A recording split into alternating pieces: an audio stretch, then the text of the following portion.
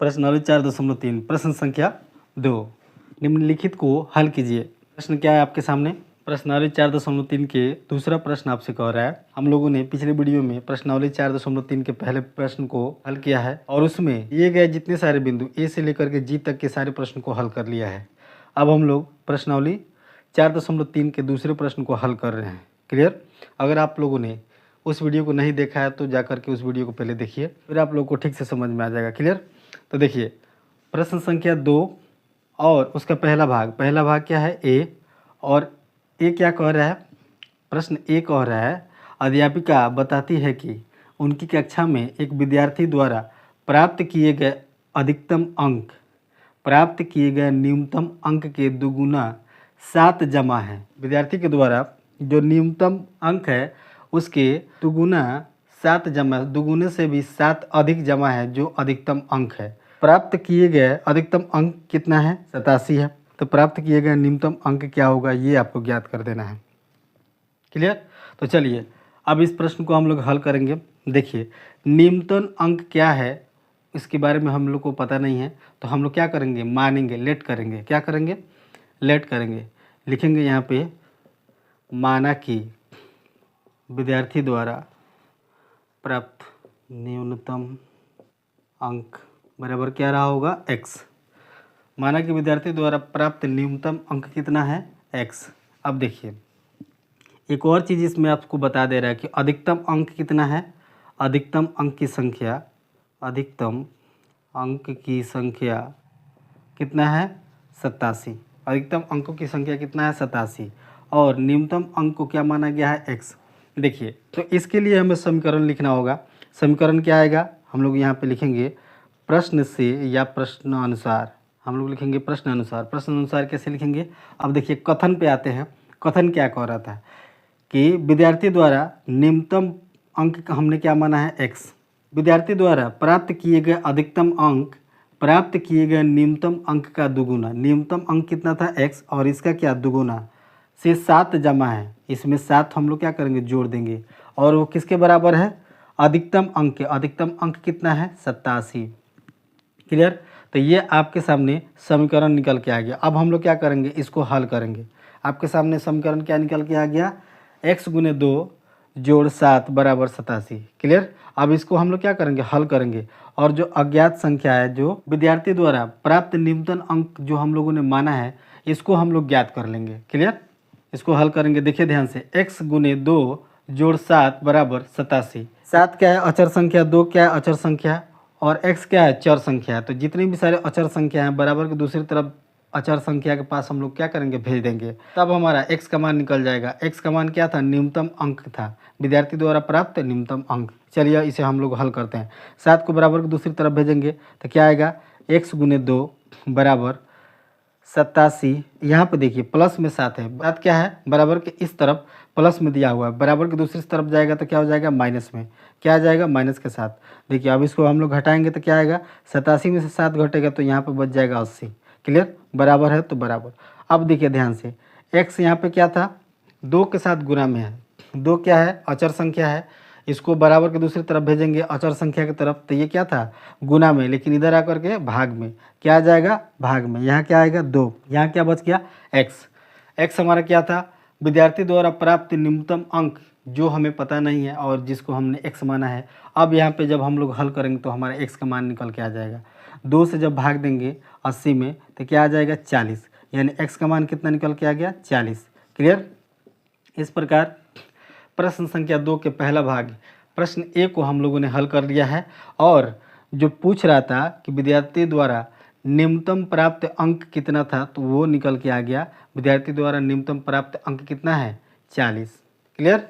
और इसी के साथ प्रश्न संख्या 2 का पहला भाग समाप्त होता है। अब हम लोग प्रश्न संख्या 2 के अगले भाग की तरफ चलेंगे। प्रश्नावली 4.3 प्रश्न संख्या 2। प्रश्न संख्या 2 का प्रश्न बी। प्रश्न बी क्या कह रहा है? किसी समबाहु त्रिभुज में आधार कोण बराबर होते हैं। क्लियर? शीर्ष कोण 40 डिग्री का है। इस त्रिभुज के आधार कोण क्या होंगे?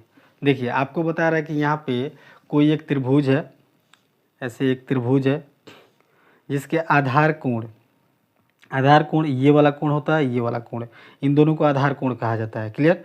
कह रहा है कि ये दोनों आधार कोण जो हैं वो बराबर हैं। क्या है, दोनों आधार कोण बराबर हैं। और शीर्ष कोण जो है, ये वाला शीर्ष कोण, ये 40 डिग्री का दिया हुआ है। कितना दिया हुआ है, 40 डिग्री का दिया हुआ है। अब आपसे कह रहा है कि आपको दोनों आधार डिग्री का मान बताना है, जबकि त्रिभुज के तीनों कोणों का योग कितना होता है, 180 डिग्री। तो चलिए आइए इस प्रश्न को हम लोग हल करते हैं। अब देखिए, आधार कोण हम लोग को पता नहीं है कि कितना होगा। क्लियर। तो हम लोग क्या करेंगे, मानेंगे। हम लोग लिखेंगे माना कि आधार कोण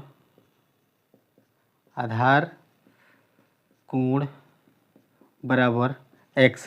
देखिए, आधार कोण जो हम लोगों ने माना है, एक कोण का मान हमने क्या माना है, x। क्लियर। एक कोण का मान हमने x माना है। त्रिभुज के तीनों कोणों का नामकरण पहले हम लोग करते हैं। तो इसको हम लोग a मानेंगे, इसको हम लोग b मानेंगे और इसको c मानते हैं। क्लियर। देखिए क्या कह रहा है कि शीर्ष कोण का कितना मान है, शीर्ष कोण का जो मान है वो 40 डिग्री है। तो शीर्ष कोण क्या है, शीर्ष कोण है c का मान कितना है, कोण c का मान कितना है, इस तरह हम लोग कोण दिखा देंगे ताकि समझ में आ जाएगा। कोण c का मान कितना है, 40 डिग्री। कोण a और कोण b, कोण a बराबर कोण b क्या था, आपस में बराबर था। कोण a और कोण b क्या है, आपस में बराबर है। हमने क्या माना है, माना है कि आधार कोण, यहाँ पे हम लोग क्या करते हैं ना, इसको हम लिख लेते हैं यहाँ पे, आधार कोण a बराबर x है। जब a बराबर x है तो b बराबर भी क्या हो जाएगा, x। तो हम लोग यहाँ पे लिखेंगे x, यानी प्रत्येक कोण का मान क्या रख दिया हम लोगों ने, x रख दिया। अब इसको हम लोग यहाँ पे कोण की जगह पर हम लोग लिख लेते हैं x और ये x। क्लियर। अब आते हैं हम लोग प्रश्न से। प्रश्न से हम लोग यहाँ पे लिखेंगे, प्रश्न से त्रिभुज के तीनों कोणों का मान क्या होता है। हम लोग लिखेंगे यहाँ पे त्रिभुज के तीनों कोणों का मान, त्रिभुज के तीनों कोणों का मान या योग क्या होता है, 180 डिग्री। कितना होता है, 180 डिग्री। चलिए सभी तीनों कोणों का हम लोग क्या करते हैं, एक योग करते हैं। तो कोण A जोड़ कोण B कोण C, यहाँ पे हम लोग लिखेंगे कोण C बराबर 180 डिग्री। क्या आया, 180 डिग्री। क्लियर। चलिए इसको हम लोग हल करते हैं। देखिए कोण A का मान क्या दिया है, क्या माना है हम लोगों ने, x। यहाँ पे हम लोग x रखेंगे। कोण B का मान क्या आएगा, जब कोण A का मान x है तो A जो है B के बराबर है, तो B का भी मान क्या आ जाएगा, x। क्लियर। कोण C का मान कितना है, 40 डिग्री। कितना है, 40 डिग्री बराबर 180 डिग्री। अब इसको हम लोग हल कर रहे हैं। क्लियर। एक समीकरण की तरह निकल के आ गया, ये हमारा एक समीकरण निकल के आ गया है, x जोड़ 40 और बराबर 180 डिग्री। अब इन दोनों को जोड़ेंगे तो क्या हो जाएगा, x और x मिल करके हो जाएगा 2x। क्या हो जाएगा, 2x और जोड़ 40 डिग्री बराबर 180 डिग्री। आप लोग को दिख रहा होगा यहाँ तक। क्लियर। चलिए अब हम कैमरा को इधर कर देते हैं ताकि बोर्ड की बाकी सारी चीज़ें आप लोग को दिखाई देंगी, खाली जगह मिल जाएगा हमें हल करने के लिए। क्लियर। अब देखिए इसे हल करेंगे। यहाँ पे आपको 40 दिख रहा होगा, ये क्या है, अचर संख्या। यहाँ पे 80 जो दिख रहा है, 180 जो दिख रहा है वो क्या है, ये भी अचर संख्या। तो अचर संख्या को अचर संख्या के साथ रखेंगे, यानी 2x बराबर 180 और ये प्लस का 40 था, बराबर की दूसरी साइड जाएगा तो माइनस के 40 डिग्री। क्लियर। अब 180 डिग्री में से 40 डिग्री जब घटाएंगे तो आ जाएगा 140 डिग्री। क्या आ जाएगा, 140 डिग्री बराबर 2। और ये क्या था, यहाँ पे देखिए 2 जो है जोड़ा गया है, इसका मतलब 2x के साथ गुना में है। क्या है, गुना में है। यहाँ पे हम लोग लिखेंगे 2x, यानी 2 गुने x हम इसको लिख सकते हैं। क्लियर। अब 2 को बराबर की दूसरी साइड, 2 क्या है, अचर संख्या है, इसलिए इसको हम लोग बराबर की दूसरी साइड अचर संख्या की तरफ भेजेंगे। तो यहाँ केवल बचेगा x और बराबर 140। और देखिए 2 यहाँ पे गुणा में है तो बराबर की दूसरी साइड जा करके भाग में। अब 2 से हम लोग 140 में भाग देंगे तो क्या आएगा, 70 आएगा। यानी केवल x का मान कितना आ गया, 70 आ गया, यानी 70 डिग्री आ गया। तो x का मान जब 70 डिग्री आ गया तो देखिए हमने x क्या माना था, कोण A को माना था, यानी कोण A बराबर कितना आ गया, 70 डिग्री। और कोण ए बराबर ही कोण बी कोण ए के बराबर ही कोण बी है, तो कोण बी का भी मान क्या आ जाएगा 70 डिग्री। तो हम लोग क्या लिखेंगे यहाँ पे उत्तर में लिखेंगे हम लोग प्रत्येक कोण बराबर 70 डिग्री। क्या आया? प्रत्येक कोण बराबर 70 डिग्री। आप लोग को दिख रहा होगा। चलिए, इस प्रकार प्रश्न संख्या 2 का प्रश्न बी यहाँ पे हल होता है। उम्मीद है कि ये प्रश्न आप लोग को ठीक से समझ में आ गए होंगे। चलिए, अब हम लोग इसी प्रश्न के प्रश्न सी को हल करेंगे। प्रश्नावली 4.3 प्रश्न संख्या 2। प्रश्न संख्या 2 के प्रश्न सी क्या कह रहा है? प्रश्न सी, सचिन द्वारा बनाए गए रनों की संख्या राहुल द्वारा बनाए गए रनों की संख्या की दुगुनी है। सचिन द्वारा बनाए गए रनों की संख्या राहुल द्वारा बनाई गई रनों की संख्या की दुगुनी है। क्लियर?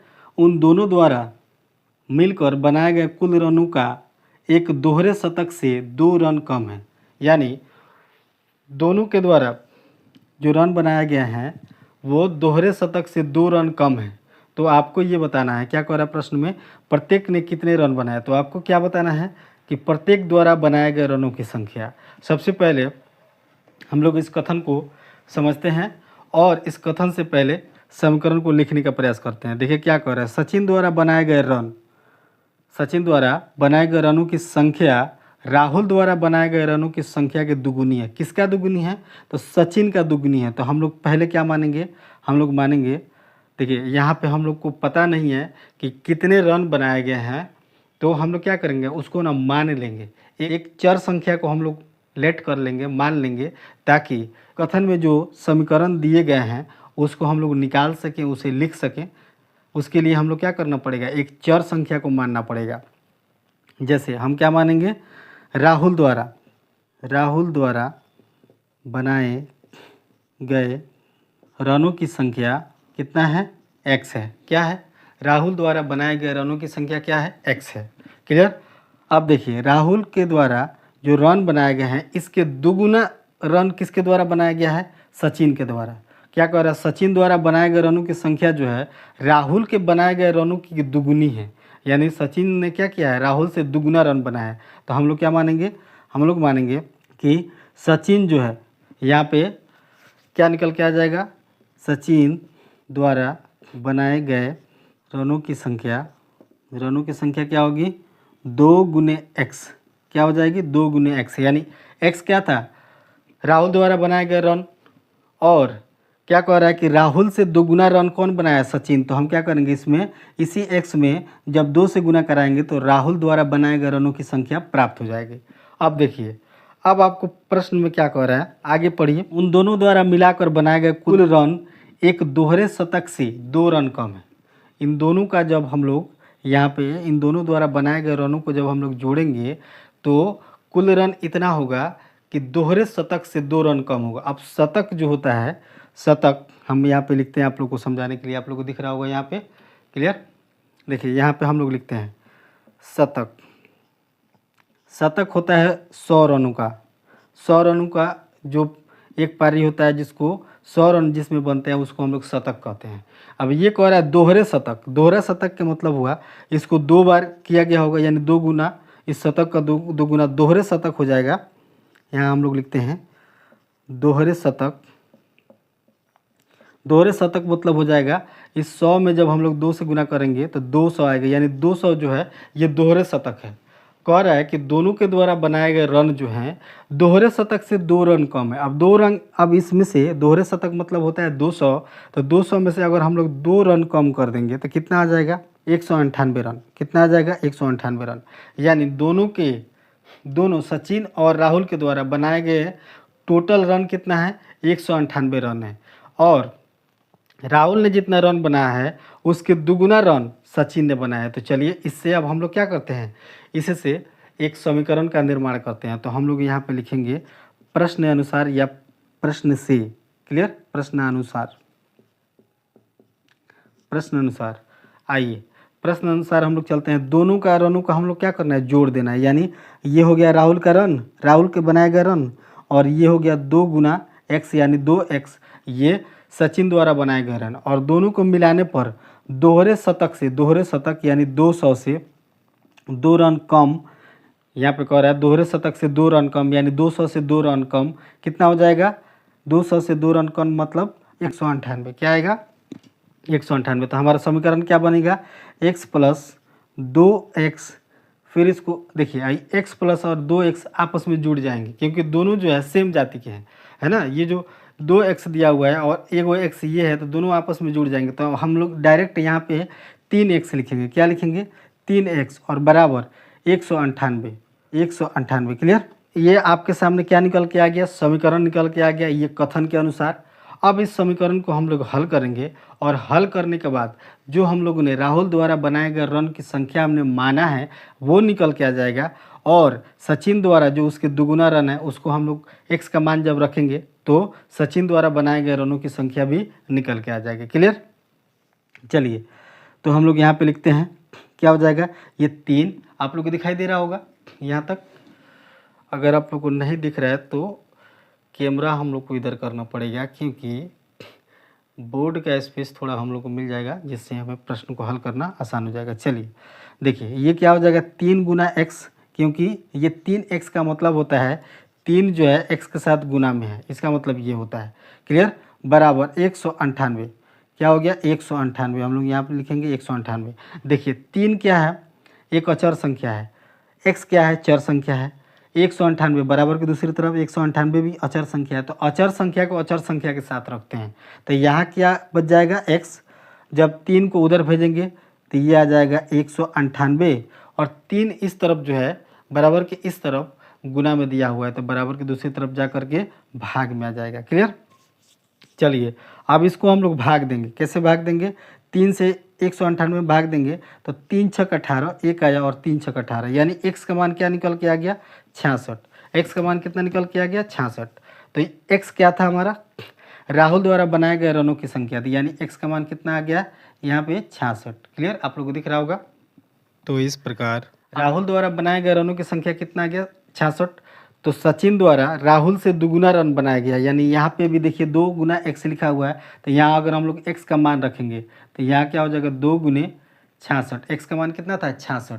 अब इसको गुना करेंगे तो कितना आ जाएगा, 6 दूना 12 का 2 और 6 दूना 12 और 1 13, 132 रन। 132 रन किसने बनाया है, सचिन ने, और 66 रन किसने बनाया है, राहुल ने। तो ये था प्रश्न संख्या 2 का प्रश्न सी, जिसे हम लोगों ने हल कर लिया है, और उम्मीद करते हैं कि ये प्रश्न आप लोग को ठीक से समझ में आ गया होगा। और इसी के साथ प्रश्न संख्या 2 यहाँ पे समाप्त होता है। अब हम लोग चलेंगे इसी प्रश्नावली के प्रश्न संख्या 3 की तरफ।